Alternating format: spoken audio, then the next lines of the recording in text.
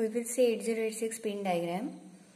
8086 has got total 40 pins, 1 to 40, out of which first and 20th pins are connected to the ground, whereas 40th pin is connected to the VCC.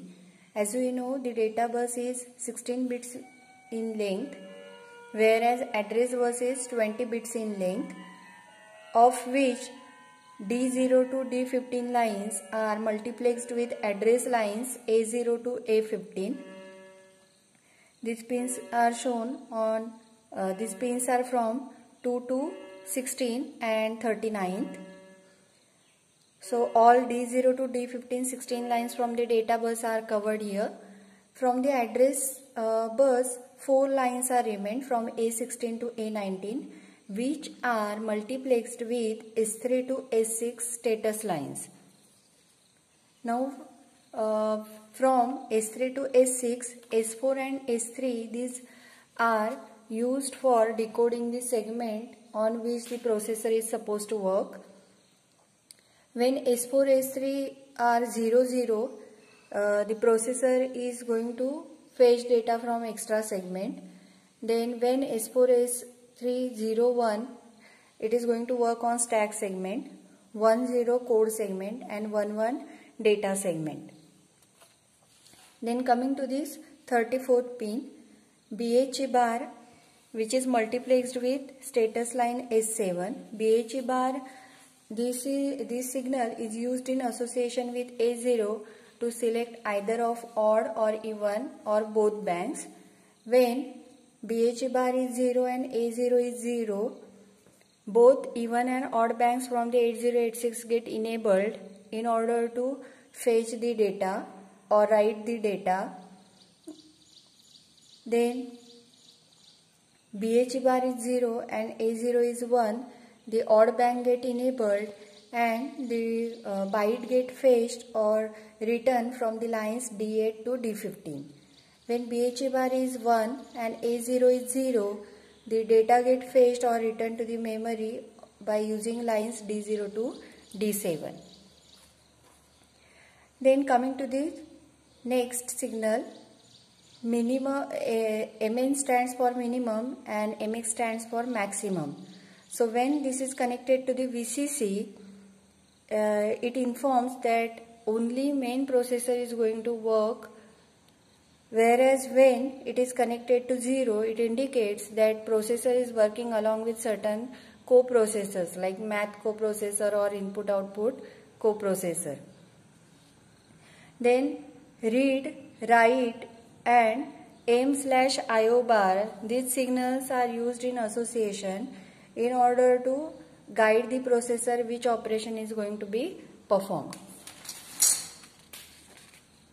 So when M is M/IO bar, here M is referring to the memory and IO is referring to the input output. So when M is 1 and read bar is 0, memory read operation get performed, whereas when M/IO bar is connected to the 1 and write bar is 0, memory write operation get performed. Okay. Similarly, when M/IO bar is connected to the 0, which disables memory and enables input or output port, and read bar is 0, the processor is going to read information from input port. So input read operation is going to be performed, whereas when it is connected to the 0 and write is also 0, the information is going to be written by processor to the output port. So output write operation get performed by processor. Now in order to perform this read and write operation, this DEN, that is data enable signal, must be 0, which enables the data transfer. When processor performs read operation, the DT/R bar must be 0. Okay. DT stands for data transfer, whereas R stands for data received. So when processor read the data, it is in receiving position, so it must be connected to 0. Whereas when processor is trying to write something, this must be connected to the 1. Then coming to this NMI, it stands for non-maskable interrupt. So non-maskable interrupt, when this is connected to 1, the processor cannot ignore that interrupt. It has to process that interrupt. Whereas with INTR, when processor is informed about the interrupt, it is up to the processor whether to execute that interrupt or to ignore it. Next is the clock. So this is also the input signal to the processor, which provides the timing signals. Since all the read, write, every operation get performed with respect to clock certain time by using certain timing signals. These are provided by the clock to the processor. Next is hold and hold acknowledgement signals.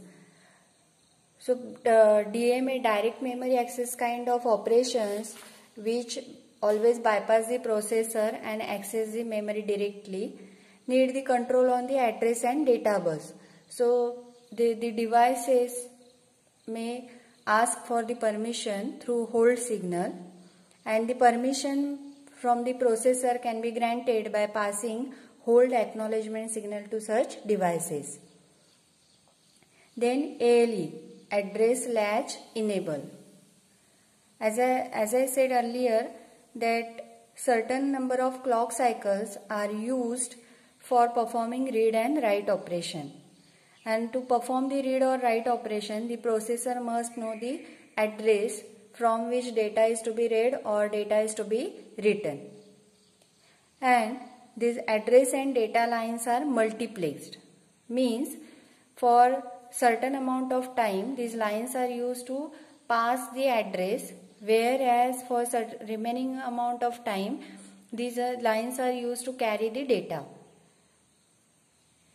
Since 4 cycles are used to perform read and write operation, out of 4, the first cycle is used to transfer the address, whereas the remaining cycles are used to transfer the data. Now when in first cycle the address get passed through these lines, certain way must be there, certain provision must be there which will latch or which will hold this address. So address latch enables latch to hold this address till that read or write operation get finished. Now when processor receives interrupt request, that request can be acknowledged with INTA signal, interrupt acknowledgement signal. Then coming to the test bar.